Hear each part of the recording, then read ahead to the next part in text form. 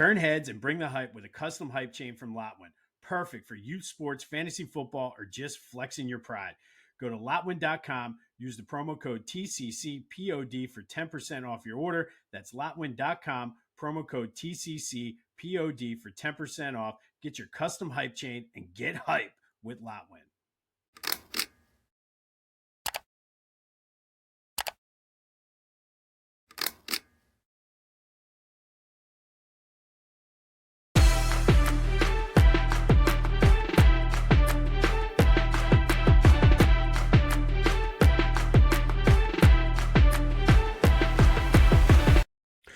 What's up, everyone? Welcome to This Day in Philly Sports History for October 28th, 2025. I'm your host, Jim Montgomery. Welcome to a Tuesday edition of the podcast.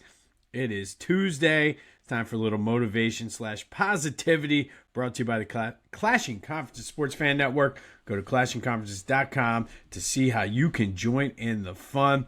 We are a member of the Clashing Conferences podcast here at This Day in Philly Sports History. Check me out on the Members Pod from last week, available wherever you get your podcasts, as well as on YouTube. Have a good time talking with those guys. Talked a little baseball, NBA, some college football. So join the fun today. And hopefully you're seeing this. Riverside, the studio I used, was having some issues, couldn't get in. Tried to go in a back way. It says I'm recording live. Whether or not I get to edit it or not, who knows? So I might just be talking to myself today. But it is Tuesday, so let's get into that motivation and positivity. And this is definitely one of those ones that I've been sitting on for a while. The quote comes from Seneca via one of Arnold Schwarzenegger's posts. But it's all about time and not wasting time. But the quote, it's not that we have a short time to live, but that we waste a lot of it. And that really kind of hits home because obviously we all know life is short. We have zero control over the amount of time we have, and we can't control how much we have, but we can control how much time or how we spend the time that we do have. And we're all guilty of this, myself included, wasting time. Like how many times you go down rabbit holes and you're scrolling social media or on YouTube looking at videos when you could be doing something more productive than that. Like I said, I am 100% guilty of that. Even when I'm prepping for the podcast, I'll go down. Next thing you know, I'm like, wait, what am I even working on?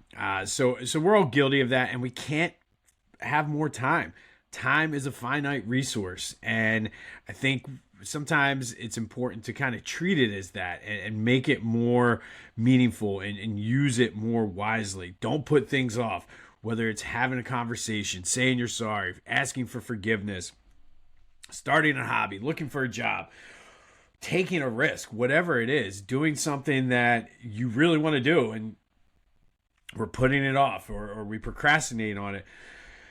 Just treat it as the finite resource that it is and go out and do the thing. Whatever that thing is for you, go out and do it. Start today. And a good way, and this is where the Arnold part came in, he outlined what you do is take a week, a day, whatever sort of time period you want to do. Write down to the minute, everything you do. And then reflect back on it, see where you're maximizing your time, where you could possibly be wasting time, and then adjust and do important things with your time and don't waste time anymore. And like I said, I think that's very, very important just in life in general. We waste a lot of time, and it's the one resource that we don't have a lot of. So it's not about the time.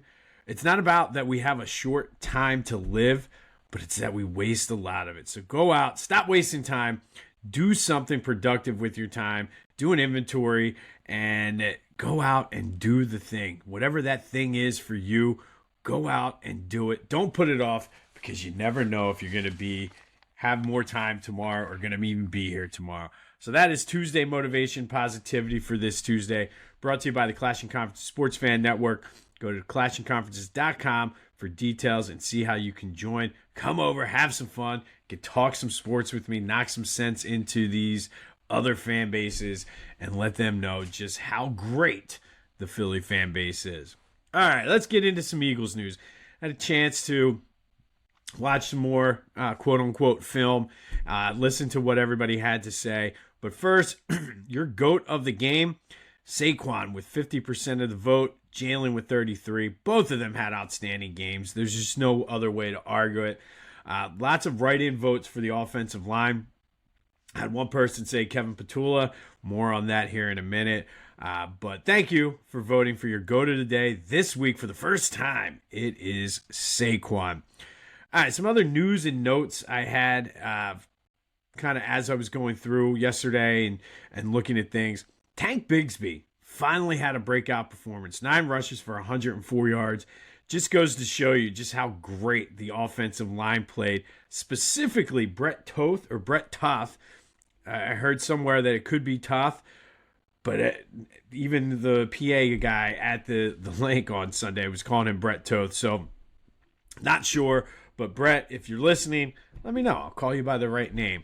But the offensive line played so well. Tank Bigsby with the huge 2nd and 26, even though on the TV it said 2nd and 31, 30-some yard run for a first down. But the running game was going. And I think moving forward, this offense is going to be a problem. Because it's, again, what are you going to do? If they're going to be able to run the ball like that, go ahead. Sell out to stop the run. We saw what Jalen can do if you're going to sell out and put 8 in the box.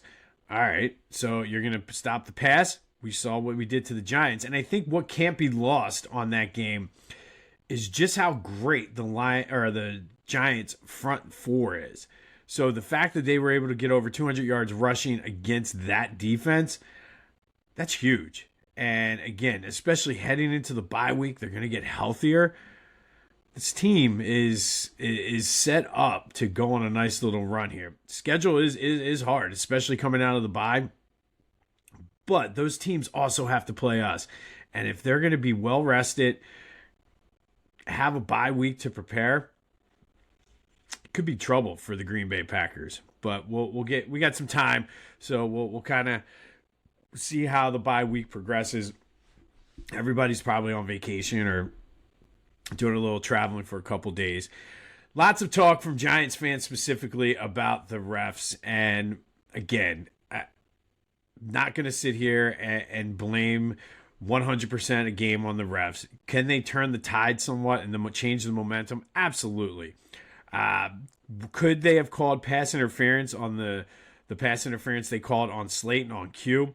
Probably. Could have gone either way. I mean, he's done that a couple times, and I've talked about this, where he's grabbing the jersey, but he's doing it in a way that he's not getting seen. So it's easy to play Monday morning quarterback and go back and through and look at all of the obvious missed calls and things like that. But at the end of the day, I mean, the refs didn't cause you to give up 200 rushing yards. The refs did not call or cause you to get burnt a couple times. Jahan Dodson absolutely mossed the defensive back on that play. So that had nothing to do with the refs. So we'll see how that goes. But again, I'm never going to be one to, because the refs were bad on both sides. I talked about that yesterday. Like the missed field goal by Jake Elliott should have been re-kicked because there was a whistle and no flag. So the refs are bad. I mean, there's just no other way to say it, and they've been bad for the Eagles and against the Eagles, and that's just the way the game goes. So, again, I'll say it. To me, blaming the refs for your poor play is just a loser mentality, and if that is the mentality you want to have, that's great, but play better. Make the refs not become a factor in there. Speaking of the refs, the tush push, 100%. That should not have been blown dead. That was a fumble by Jalen Hurts. The rule is the rule, though, and for everybody freaking out about it, if the refs are not able to officiate the play, the refs need to get better. The refs, I just gave you some examples of the refs making. Does that mean you don't do field goal attempts? Does Does that mean you can't forward pass? I saw some Giants fans complaining about some missed holding calls. Does that mean you can't run the ball because it's hard to officiate? You can call holding on every single play in the NFL. Does that what do you do? Put your hands behind your back and not do anything? So for the people out there saying you got to get rid of it because it's hard to officiate, that's even a loser mentality. Be better at officiating. Enforce the rules that are in play. A lot of people talking about the Zach Bond hip drop on Cam Scatterboo is what caused him to be injured. That very rarely gets called.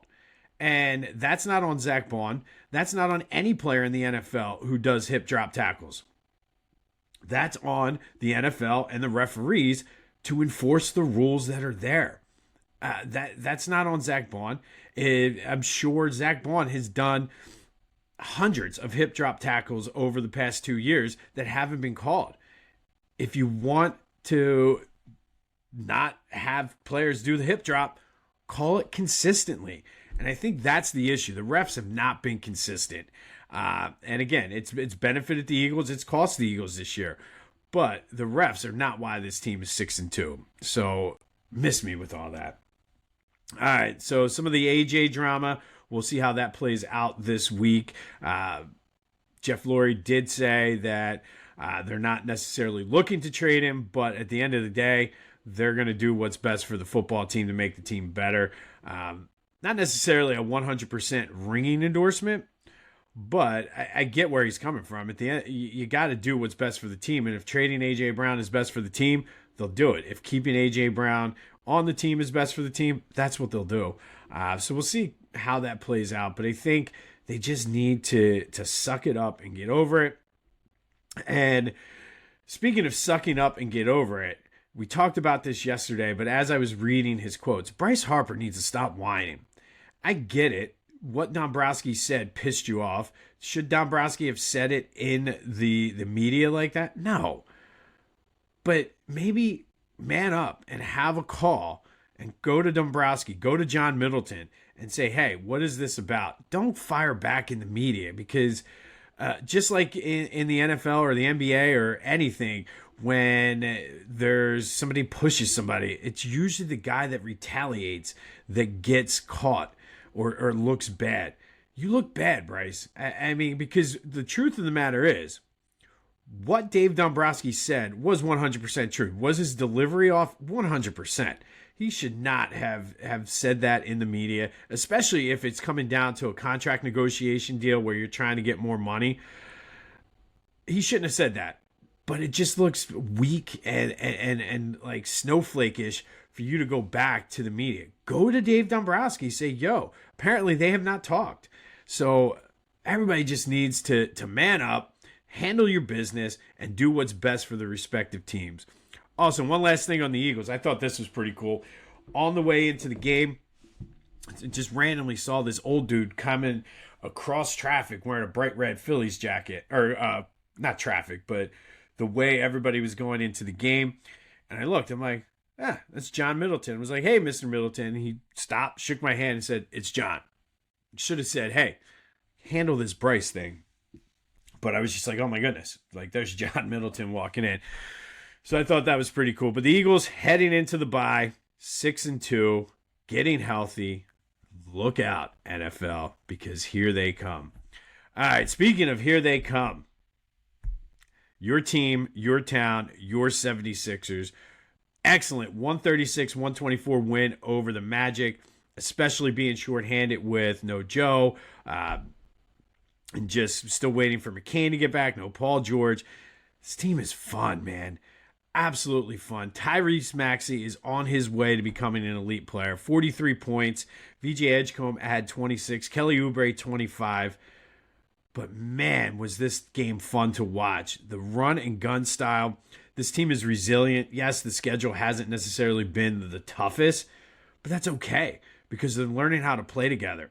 And if you watched any of that game, man, it was must-see TV. It was, Nick Nurse said he wants to make it that when the fans come in and sit down, they're like, wow, that was fun. And this game was absolutely fun. They built a big lead, let the Magic back in, and then just literally ran away with it.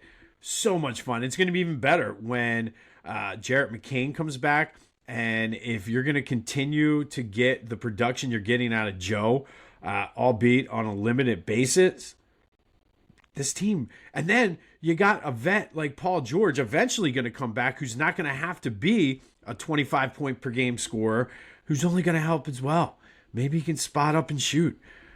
This team is going to be fun. This team is going to be trouble. It's just this doesn't help my belief and jumping on board seeing games like this, especially with Maxey playing at the level he's playing at right now.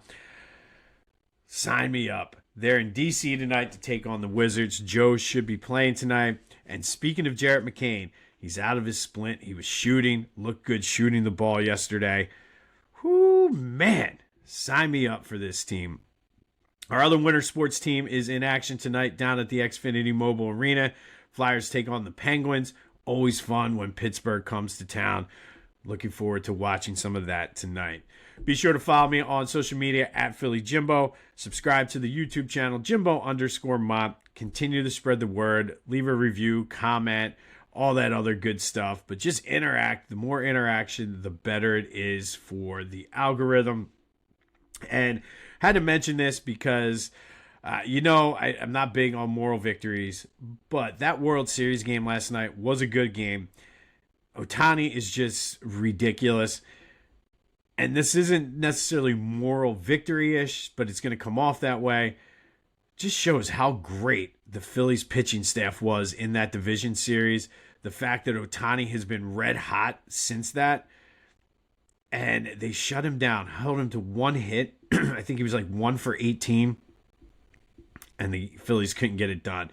Just more, not moral victory, but just frustrating that, man, the offense could have just scored a few more runs. We could be playing the Toronto Blue Jays, having World Series games at the bank tonight. But man, Ohtani, he's good. He's good. Want to show off your Philly pride without saying a word? Philly Goat has you covered. From tees, hoodies, shoes, and hats, their gear screams Philly louder than an Eagles fan at the vet. Whether you're tailgating in South Philly or trying to flex down the Jersey Shore, do it in style. Hit up phillygoat.com. Use the promo code Jim Montgomery and get 10% off your order. Philly Goat, because being Philly ain't a choice, it's a way of life. Go Birds. All right, October 28th. First, let's go back to 1954. And on this day in 1954, Major League Baseball owners rejected the sale of the Philadelphia Athletics to a group of Philly-based businessmen, basically because they wanted the A's and the American League out of Philly, due in part to the recent success of the Phillies. Connie Mack was getting older, and there was a power struggle with his sons. And truthfully, just because of the way the team was playing, the up and coming, the way the Phillies were a couple years removed from a World Series appearance, there was just not a lot of support for the A's in Philly. So the American League wanted them out. This group of Philly businessmen thought that they could revive the team. But Major League Baseball owners said no chance, in part led by the New York Yankees, who essentially, when the A's the next season moved to Kansas City, used the A's as basically their minor league team. Just ridiculous. But that move and the decline of that sale paved the way for the A's to move to Kansas City that year. But here is today's trivia question. I debated on this, but I'm going to give you this as the trivia question. What team has won the most championships in Philly? It's a trick question, so stay tuned for that. But hit me up on the Discord channel, 267-495-8531. That is the Back to the Future voice and text line. But today's trivia question: which team in Philly has the most championships all time? Let me know your thoughts on that. All right, let's fast forward to 2009. Game 1 of the 2009 World Series. First World Series game at the new Yankee Stadium. This was the Cliff Lee game. He was outstanding. Pitched a complete game, striking out 10, giving up 1 run. had the amazing, ridiculous, I'm bored with this catch in the 6th inning on a pop-up. Chase Utley hit 2 home runs and had a walk, setting a Major League Baseball record for 26 straight postseason games, reaching base. I forgot how good Chase Utley was in the postseason as the Phillies win Game 1 of the World Series 6-1 up in Yankee Stadium. We all know how the rest of that series played out, though. Let's go to 2018 then. Carson Wentz threw for 286 yards and 3 touchdowns, but also had 2 turnovers. But Chris Long had 2 sacks as the Eagles held the Jaguars to 70 yards rushing in a 24-18 win in their first ever international regular season game. This game was played at London's Wembley Stadium.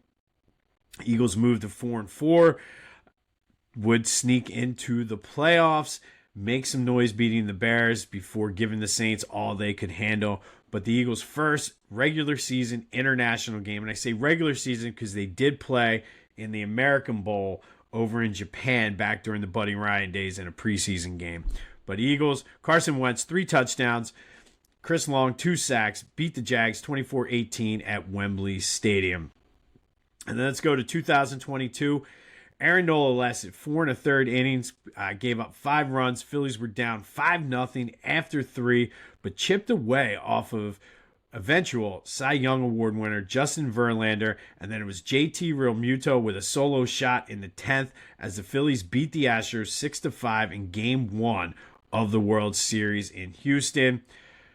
We started to believe that they were able to do it. Unfortunately, again, much like the Yankees, we know how that series played out. But on this day, Phillies, back in 2009 and 2022, had 1-0 leads in the World Series.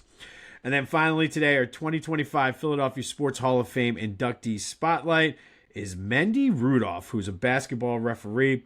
He's a Philly native and one of the GOATs when it comes to basketball referees. We talk a lot about the bad referees. Mendy Rudolph was one of the best. Ref over 2,100 games in the NBA from 1953 through 1978, including 8 All-Star games. 22 consecutive years he reffed at least 1 game in the NBA Finals. He's the author of the NBA Officials Manual and Casebook, still in use today. He was the NBA chief referee starting in 1969. Reffed all 7 games of the 1961 NBA Finals. Only time in NBA history that referee crew did all 7 games. His number 5 worn by the referees is retired. Nobody in NBA referee history will ever wear his number 5 again. He's in the Pennsylvania Basketball Hall of Fame, the PA Sports Hall of Fame, the International Jewish Sports Hall of Fame, the Naismith Hall of Fame, and on November 6th takes his spot among the Philly legends and being inducted into the Philadelphia Sports Hall of Fame down at Live Casino. But Mendy Rudolph, basketball referee, one of the best, if not the best to ever do it, gets his due on November 6th, being inducted into the Philadelphia Sports Hall of Fame. On this day in 2022, Phillies beat the Astros 6-5 in Game 1 of the World Series. JT Realmuto with a solo shot in the 10th to give the Phils the lead, and they would hold on to win it.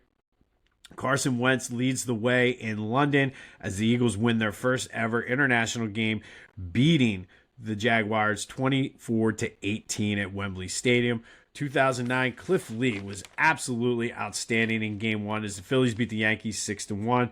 And then in 1954, Major League Baseball owners reject the sale of the Philadelphia Athletics to a Philadelphia-based group, paving the way for them to move to Kansas City later that year. Don't forget the trivia question. Who has the most championships in Philly sports history? We'll have more as the Eagles go into the bye week. We'll update you on the Sixers and Flyers. And remember, it's not the time we have. It's not about having a short time. It's about the time that we waste. So don't waste time. Go out. Don't put something off. Get to it and do the thing, whatever that thing is for you. This has been This Day in Philly Sports History for October 28th, 2025. My name's Jim Montgomery. Hopefully you're seeing this. I don't know if it recorded or not. We'll find out. But Go have yourselves a Tuesday, and until next time, I'll see you when I see you.